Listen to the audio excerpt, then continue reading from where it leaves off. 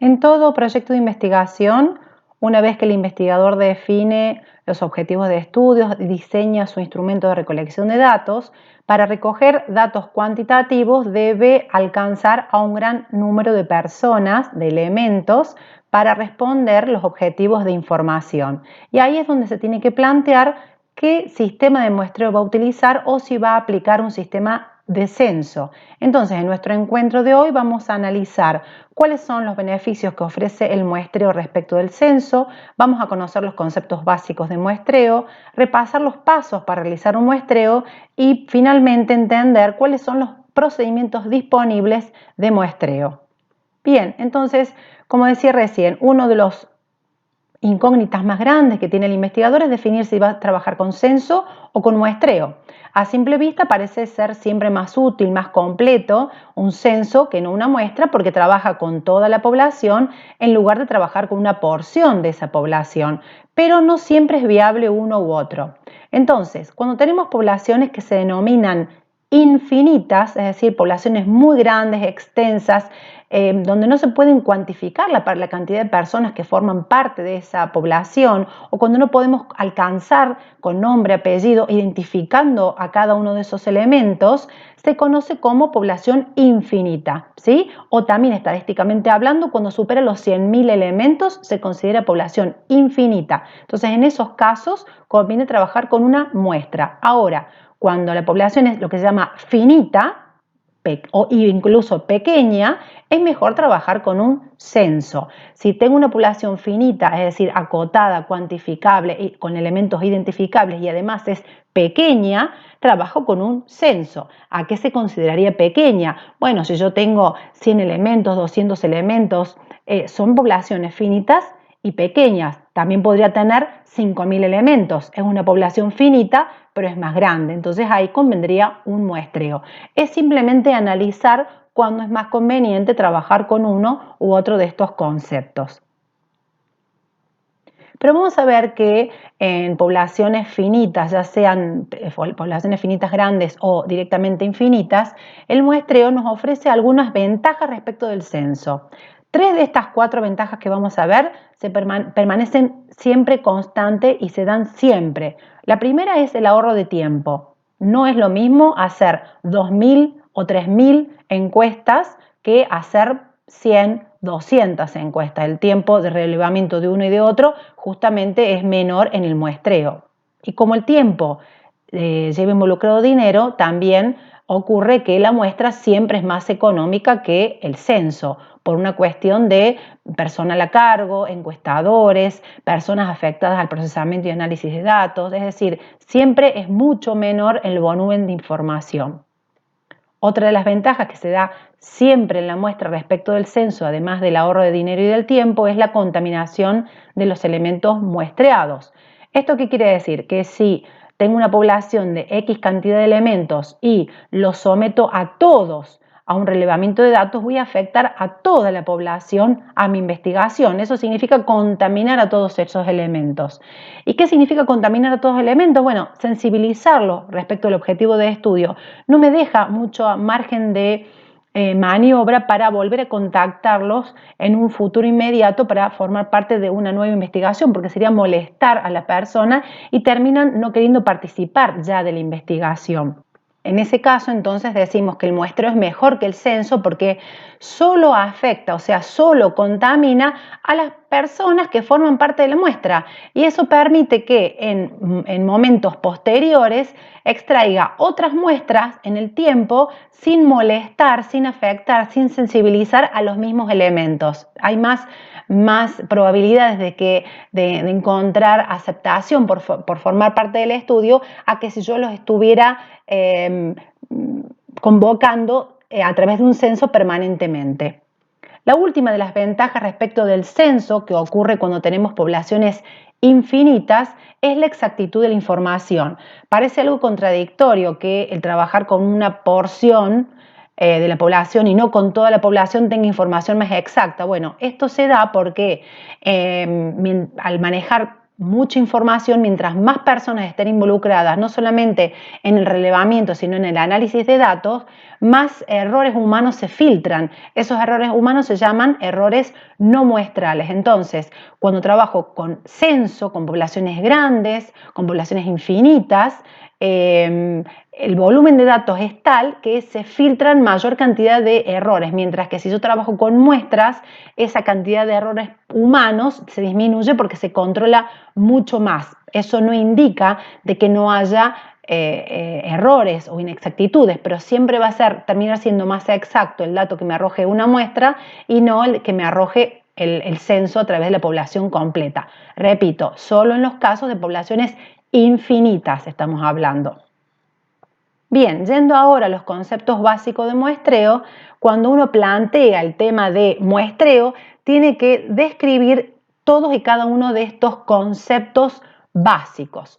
El primero de los conceptos es el elemento. El elemento, desde el punto de vista conceptual, hace referencia a la unidad básica de información, es decir, quién es esa persona y cuáles son sus características que lo habilitan para brindarme información de acuerdo a mis objetivos de estudio. La población va a ser el conjunto de elementos, es decir, el conjunto de personas que reúnan las características definidas en el elemento. La población de estudio va a ser ese mismo conjunto de personas que acabo de definir, pero que estén disponibles para ser elegidas cuando las seleccione para formar parte de la muestra. La unidad muestral va a ser cada uno de los elementos disponibles para ser elegidos.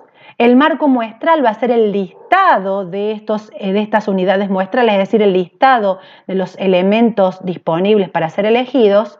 El alcance está vinculado al aspecto geográfico y el tiempo va a estar referido al tiempo dedicado al aspecto de muestreo, es decir, el tiempo dedicado a la selección de las personas que formarán parte del estudio. Pero veamos todos estos conceptos con diferentes tipos de ejemplos para entender muy bien las diferencias entre uno y otro. En la primera situación tenemos, por ejemplo, el caso de análisis de un banco, de una sucursal de un banco en una localidad de Córdoba, suponemos Colonia Carolla, y tiene como premisa investigar algo respecto de los titulares de las tarjetas de crédito de esa localidad. Por ejemplo, puede ser la satisfacción sobre el uso, el servicio de postventa, la atención, en fin, lo que fuera. Lo importante es definir acá que quien necesito yo determinar como elemento de estudio va a ser aquel que sea titular de la tarjeta de crédito. Recordemos que mientras más características le sumamos al elemento, más extenso se hace esto. Acá solamente el único requisito que tienen que reunir es ser titular de la tarjeta de crédito. El elemento es una sola persona, o sea, se tipifica de manera singular. Ahora, ¿cuál es la población? Si yo estoy a cargo de la sucursal del banco, digo que van a ser todas las personas que reúnan la característica de ser titular de tarjeta de crédito. Entonces, como tengo 3.000 titulares, mi población va a estar integrada por 3.000 titulares de tarjeta de crédito. Y como yo voy a hacer una encuesta a ellos y tengo todos sus datos, puedo acceder a todos ellos. Puedo no solamente cuantificarlos, sino que también identificar con nombre, apellido, teléfono, email. Entonces yo puedo acceder a todos ellos. Por lo tanto, mi población de estudio, en este caso, va a ser exactamente la población planteada. Van a ser 3.000 titulares de tarjeta de crédito. Siguiendo con ese concepto, ¿cuántos van a haber disponibles? 3.000 personas. Entonces, mi unidad muestral va a estar integrada por cada uno de los 3.000 titulares de tarjeta de crédito. Mi marco muestral va a estar constituido por el listado, por ejemplo, de mails o de teléfono, de los 3.000 titulares de tarjeta de crédito. El alcance será la localidad de Colonia Carolla y el tiempo será del 6 al 18 de junio. En este ejemplo que acabo de plantear, tenía una población grande, ¿sí? Tenía una población finita, cuantificable, alcanzable e identificable. Pero por la cantidad de elementos, prefiero trabajar con una muestra y no con un censo. Vamos ahora a ver el ejemplo de Netflix. Mi elemento de estudio tiene que reunir la característica única de ser usuario de Netflix. ¿Qué va a pasar aquí? La población va a estar integrada por 12.000 usuarios de Netflix, definiendo a usuarios como aquellos que acceden al servicio. No estoy hablando de los titulares del servicio. Entonces, 12.000 van a ser las personas que acceden al servicio de Netflix. Pero Netflix en la ciudad de Córdoba, por ejemplo, tiene registrado 4.000 clientes. Ahora, ¿por qué tengo 4.000 clientes y mi población son 12.000 usuarios? Porque yo no tengo el dato exacto de todas las personas que hacen uso por cada cuenta del mismo servicio.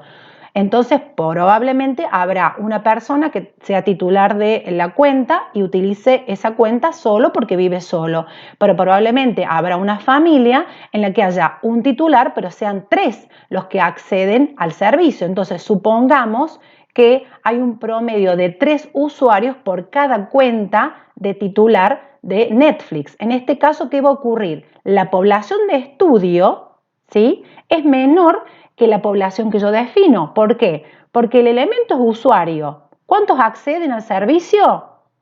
La cantidad de titulares que tengo multiplicado por un promedio de 3. 3 por 4, 12. Entonces, mi población es de 12.000 usuarios, pero yo no puedo llegar a los 12.000 usuarios si estuviera haciendo Netflix una investigación a través de un correo electrónico, porque no tiene el correo electrónico de todos sus usuarios, tiene solamente el correo electrónico de los titulares, no hay otro dato. Entonces, en este caso, la población de estudio es inferior a la población fijada. ¿Por qué? Porque solo tengo disponibles los datos para alcanzar de aquellos que son titulares. Entonces, no tengo el dato de los 12.000, bien, mi población de estudio, o sea, los disponibles van a ser solo 4.000. Y en base a eso defino la unidad muestral, que va a estar establecida por cada uno de los 4.000 usuarios de Netflix. En base a eso, mi marco muestral será el listado de, por ejemplo, mails o teléfonos de los 4.000 usuarios de Netflix. El alcance será la ciudad de Córdoba y el tiempo del 3 al 10 de junio. A diferencia del caso de las tarjetas de crédito en que población y población de estudio eran iguales, en este caso la población de estudio terminó siendo inferior a la población. ¿Qué pasa ahora con otro caso? En este caso tenemos cuentas, estamos refiriéndonos a un servicio de telefonía móvil. Bien, muchas veces uno de los servicios que se contrata es el servicio de ser cliente corporativo. El ser cliente corporativo implica que una organización o una persona tenga a su cargo, o sea, el titular de la cuenta del servicio, pero registra a su nombre o necesita contener 3, 4, 5 usuarios extras por cada titularidad. ¿Qué es lo que ocurre aquí? Mi elemento de estudio necesito que sea cliente corporativo de telefonía móvil, ¿sí? El cliente usuario del servicio. Entonces, ¿qué va a pasar? Mi población son 1.200 clientes registrados, pero ¿qué ocurre? Si bien yo no tengo todos los datos de todas las personas que usan el servicio, puedo llegar a ellos. ¿Cómo puedo llegar? Por la línea del teléfono. Entonces digo, si por cada cliente corporativo hay un promedio de 3 usuarios, a diferencia del anterior, que no podía llegar con Netflix de ninguna forma al usuario, acá sí puedo llegar. ¿Por qué? Porque tengo los teléfonos de ellos, las líneas habilitadas por cada cliente corporativo. Entonces, ¿qué va a pasar? Si calculo 3 por cada cliente, voy a tener, en vez de 1.200 clientes, voy a tener 3.600 clientes que hacen uso de la telefonía móvil. En este caso, mi población de estudio termina siendo mayor que la población que yo fijo. ¿Por qué? Aunque yo no tenga el dato con nombre y apellido, puedo llegar a ellos a través del número de teléfono. ¿Eso qué ocurre? Me altera la unidad muestral, porque los disponibles son 3.600. Entonces será cada uno de los 3.600 clientes corporativos. El marco muestral van a ser listado de los 3.600 clientes corporativos de telefonía móvil, porque tengo el listado de los 3.600 números de teléfono. El alcance puede ser, por ejemplo, la ciudad de Carlos Paz, en Córdoba, y el tiempo será del 15 al 20 de julio. Bien, en esta situación, ¿qué pasó? La población de estudio fue mayor que mi población fijada. Pero en todos estos ejemplos que acabo de plantear, siempre hemos tenido una población finita, cuantificable, identificable. ¿Qué pasa cuando yo no conozco mi población, no conozco la cantidad de personas y tengo una población infinita? Acá, por ejemplo, el caso de análisis pasa a ser el de una heladería o incluso el mercado de helados, de consumidores de helados de una localidad. No hay un registro que me indique cuántos son mis clientes o cuántas personas dentro de una localidad consumen helados. Entonces yo lo voy a definir a mi elemento de estudio como solamente aquella persona que tenga la característica de ser consumidor de helados. Ese es mi elemento de estudio. Como no tengo ningún otro dato, mi población va a estar integrada por todos los consumidores de helados. Y al no tener un número, tampoco puedo definir si es igual, mayor o menor que mi población de estudio. Por lo tanto, la población de estudio se redacta de la misma manera, todos los consumidores de helados. La unidad muestral será cada uno de los consumidores de helados y como no se cuenta con un marco muestral, un listado, una cuantificación o un acceso individual a cada una de estas personas, en marco muestral no pongo cuántos son, no pongo el listado de porque no tengo, entonces simplemente se plantea no se cuenta con marco muestral, no hay disponible. El alcance puede ser, por ejemplo, un barrio de la ciudad de Córdoba, en este caso el barrio Nueva Córdoba, y el tiempo podría ser entre el 20 y el 25 de julio. Si podemos darnos cuenta con esta caracterización, vemos que de esta manera habría que redactar todos estos aspectos cuando estamos frente a poblaciones infinitas, no cuantificables o no identificables en cuanto a los elementos que la componen. Bien, conociendo entonces todos estos conceptos básicos, pasamos a definir los pasos del muestreo. En primer lugar, entonces, el investigador deberá definir la población, que es establecer todos estos conceptos que acabo de ejemplificar, o sea, definir quién es el elemento, la población de estudio, alcance, unidad muestral, tiempo. Segundo, determinar si tiene o no tiene marco muestral. Se pone en un segundo lugar por la importancia que tiene el marco muestral, ¿sí? Porque el marco muestral me va a definir si tengo o no tengo, va a servirme para definir el procedimiento de muestreo que voy a utilizar más adelante. Luego tendré que seleccionar el procedimiento de muestreo, después calcular el tamaño de la muestra, es decir, la cantidad de personas que tengo que afectar al estudio, seleccionar el tipo de muestreo, es decir, de qué manera voy a elegir a las personas y por último, seleccionarlas físicamente, o sea, elegir las personas que van a formar parte de la muestra. Pero hasta el momento hemos visto lo que es la definición de la población y hemos visto el concepto de marco muestral. Pasamos ahora a conocer los tipos de procedimientos de muestreos disponibles. Existen dos procedimientos de muestreos. Uno es el camino de los procedimientos no probabilísticos y el otro el camino de los procedimientos de muestreos probabilísticos. Cada uno tiene sus características diferenciales. Vamos con el procedimiento no probabilístico. Características que tiene son que no se puede conocer ni calcular la probabilidad de selección de los elementos. No hay ningún cálculo matemático que se pueda hacer porque no trabaja con probabilidades para determinar las chances de que salga un elemento u otro. ¿Por qué? Porque queda a criterio del investigador. La muestra también se calcula por criterio del investigador, no hay un cálculo matemático a través de fórmula. La selección de los elementos queda a juicio del investigador. Por algún criterio selecciona cierto tipo de personas. Al no trabajar con cálculos matemáticos por fórmula, no se puede conocer tampoco el error muestral. El error muestral, teóricamente hablando, equivale a la diferencia de información entre lo que la muestra me indica y lo que la población es realmente. Recordemos que nosotros calculamos una muestra, la seleccionamos, la analizamos, la estudiamos. Bueno, esa muestra, por no ser justamente toda una población, no es exactamente igual a la población. Esa diferencia entre lo que la muestra me dice y lo que la población es, no la puedo conocer, no la puedo calcular. Por lo tanto, no se pueden proyectar los datos que me dicen la muestra en lo que es la población. Entonces, ¿qué ocurre? Todo lo que describa a la muestra, describe solamente a la muestra.